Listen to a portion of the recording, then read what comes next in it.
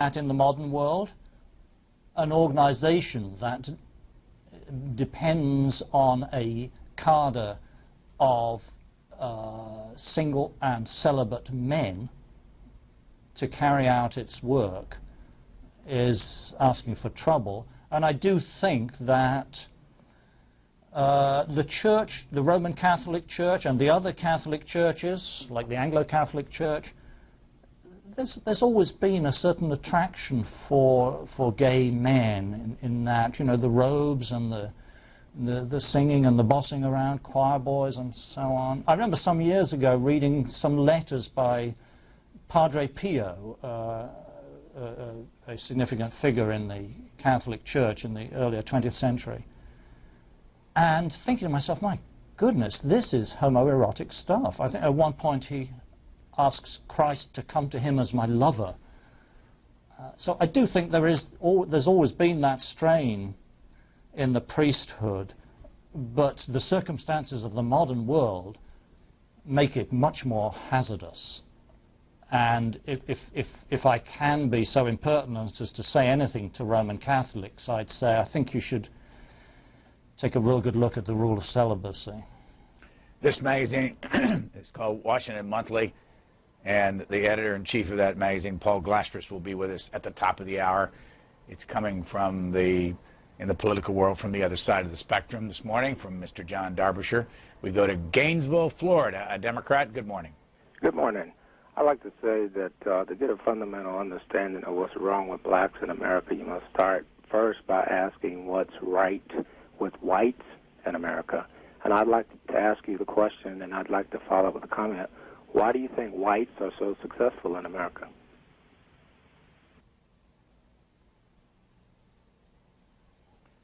That's a question to which I really don't have an answer. I suspect that the human sciences, the sciences of biology, anthropology, neuroscience and genetics are going to be delivering some answers to us over the next few years.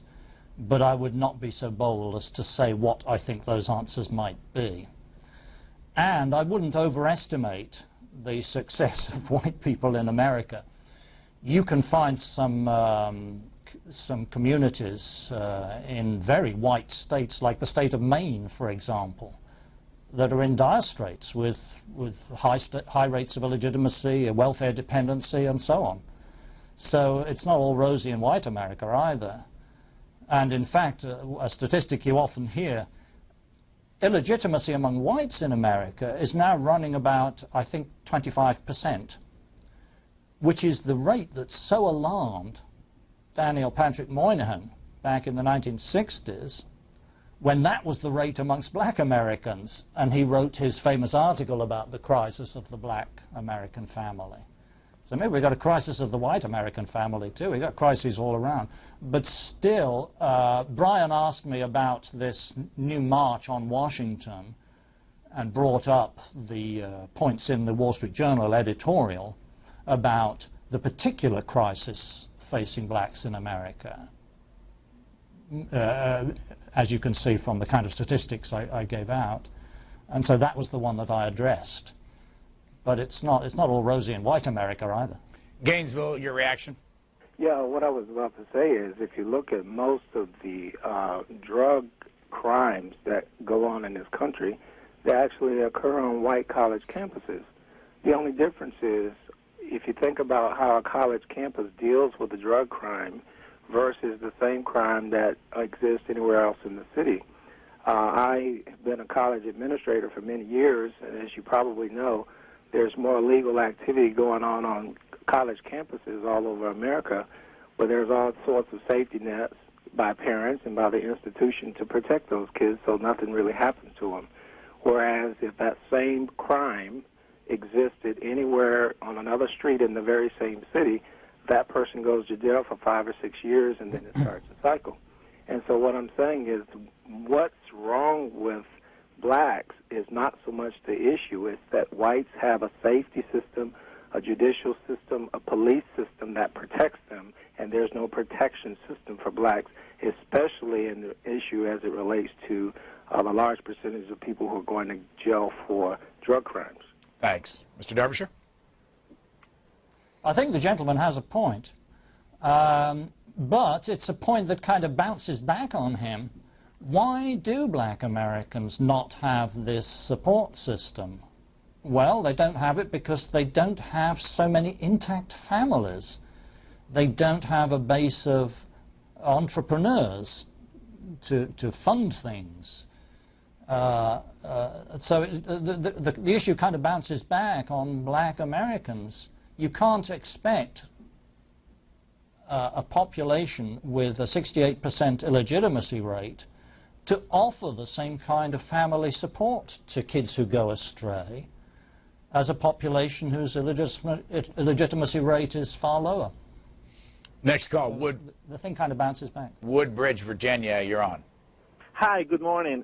First of all, Mr. Lamb, I would like to say, when are you going to accept the nomination to be in the presidential debate of the next election? Thanks for the question, but let's get to our guest, Mr. Derbyshire. Yeah, Mr. Derbyshire, I would like to say thank you also. Once I wrote to you about illegal immigration, you answered me back, and I really appreciate that. I would like to ask you about intelligent design. I've read what you've written before about it. I completely agree. Do you think, is there a space in public education or in education at all for that type of theory? And what is your theory? Excuse me. What is your theory on intelligent design? What is my theory? Yes, sir. I don't have a theory. When you speak about intelligent design, you should speak with precision. There is, first of all, the idea that behind the universe at large and the development of life in particular, there is some sort of organizing principle which we have not yet been able to touch with our science. That's a broad and general idea. And then there is the intelligent design movement, capital I, capital D, which is a small movement and quite narrowly focused, which says quite specific things about biology. So you have to distinguish between the vague idea that, well, there's some sort of intelligent design going on in the universe, which is one thing, and the intelligent design movement, the one involved in the current court case in Dover. You have to be clear what you're talking about. I'll tell you what I think. On the first principle, that is the idea that there is some large, possibly supernatural principle operating in the universe, which we have not so far touched at all. I'm very sympathetic to that. I don't think we know half as much as we think we do. On the second issue, the capital I, capital D intelligent design movement, I think they're a bunch of cranks. St. Petersburg, Florida next. Go ahead, please. Good morning. I'd like to ask, he made a comment about he would like to see black community forget about the slavery and all the torment of the past. That's like asking the Jews of the community to forget about the Holocaust. And why does no one ever ask for them to forget?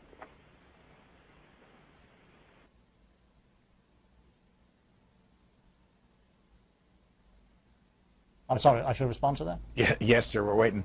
Okay. Let me just clarify what I said before. It's not a matter of forgetting about it so much. As I said, I'm not going to forget about my ancestors and the people that I come from and the things that they endured.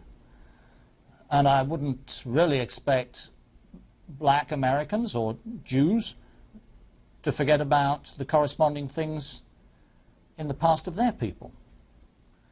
What I object to and what I think is poisonous is to take those wrongs as the centerpiece of your whole view of society and what you are owed and what you can do and what you are. I think that's very poisonous. To base what you are on something negative, I think, is always a gross mistake, both on the personal and the community level. Riverside, California, for John Derbyshire of National Review Online. Go ahead, please. Hi, yeah, I was actually calling just in regards to a few comments that Mr. Derbyshire has made. Just as an African-American myself who's going through school, and, you know, I find it, you know, I mean, you know, I think we all remember back how it is when you're going through college and stuff.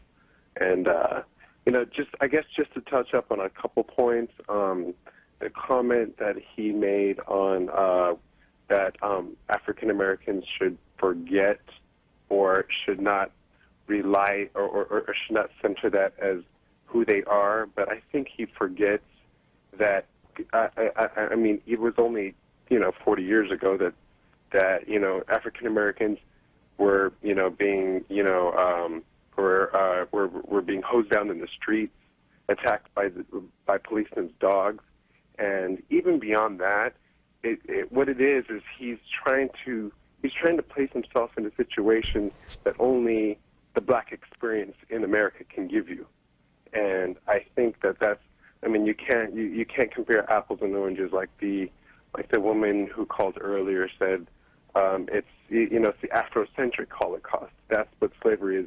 That's what slavery was. So you can't erase a lot of these issues within, you know, just you know, couple, you know, 20 years, 20, 30 years. These are long-term issues. And, you know, just as a point on the issue of the incarceration rates, I think, well, I guess this is a question to you. Wouldn't you also see that as an indication of the inequalities that African Americans receive within the judicial system?